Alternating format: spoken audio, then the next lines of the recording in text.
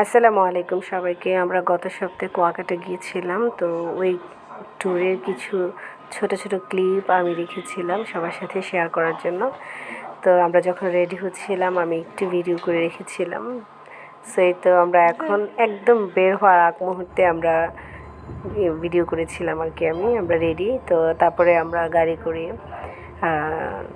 সাধুঘাটের উদ্দেশ্যে যাচ্ছিলাম। খুব ভালো লাগছিল, রাস্তাঘাট খুব ফাঁকা ছিল, সুন্দর একদম, খুবই নীরব শান্ত শিষ্ট, একদম খুব ভালো লাগছিল।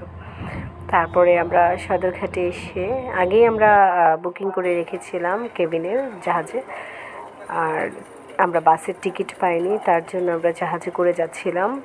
আর যেহেতু বয়স্ক মানুষ ছিল, আমরা আসলে জাহাজেই বেশি প্রেফার করছিলাম, কারণ বাসে বয়স্ক মানুষরা কীভাবে যাবে। তো এই তো আমি একটু জাহাজের বারান্দা থেকে একটু ভিডিও করছিলাম আর কি। সো জাহাজ চলছিল, আমি একটু একটু করে সব জায়গার ভিডিও রাখছিলাম, বাট এত ভিডিওতে শেয়ার করা সম্ভব না। আমি ছোটো ছোটো কয়েকটা ভিডিও আপনাদের সাথে শেয়ার করলাম। সো খুবই সুন্দর আসলে, নদী মাতৃক দেশ আমাদের। নদীতে জাহাজে জার্নি করাটা আসলে যে কত রিল্যাক্সিং, এটা যারা শিপে আসা যাওয়া করে তারাই বলতে পারবে। তা আমার খুব মাঝে মাঝে বলি আর কি যে বরিশালের মানুষ খুব এনজয়েবল একটা জার্নি করে, কারণ ওদের তো বাস চড়তে হয় না, ওরা জাহাজে করে আসে। আর জাহাজের জার্নি আমার খুব পছন্দ, বিছানা টিছানা একদম লাক্সারিয়াস একটা ব্যাপার। সো এই তো আমার কেবিনে মুরব্বীরা শুয়েছিল, আমরা সবাই দুইটা কেবিন নিয়েছিলাম। সো সবাই শোয়া ছিল দেখে আর রিল্যাক্স করছিল দেখে আমি ওদের ভিডিও নিতে পারিনি।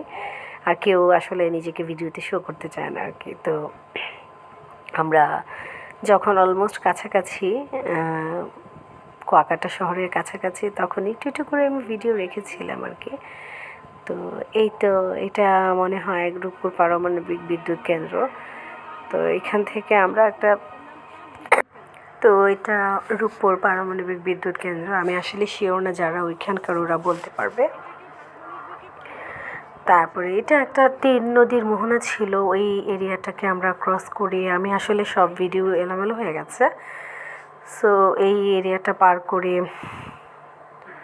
খুব সুন্দর আসলে ভিউগুলো, প্রত্যেকটা খুব সুন্দর সুন্দর ভিউ ছিল।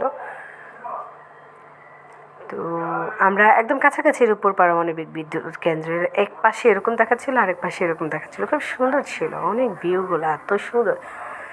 আর সুন্দরবনের কাছাকাছি তিন নদীর মোহনা দিয়ে যাচ্ছিলাম, এই জায়গাটা সুন্দরবনের কাছাকাছি, ওই যে দূরে ওটি সুন্দরবন দেখা যাচ্ছিল সব দিকে। তো মানে এত ভালো লাগছিল তখন, আর ঠান্ডা, একটা ছিমছাম সুন্দর পরিবেশ, খুবই ভালো লাগছিল আমাদের। তো নদীর মাঝখানে আবার কুয়াশাও ছিল, তো আমরা এইভাবে চলে আসি আর কি। তারপরে আমরা একদম কলাতলি বা কলাপাড়া দিয়ে ভ্যানে করে আমরা আসি কুয়াকাটা শহরে। কুয়াকাটা শহর থেকে আমরা আবার অটো নিয়ে আমাদের রিসোর্টের উদ্দেশ্যে যাই। এই যে একটা অটো নিয়েছি, রিসোর্টে যাচ্ছি।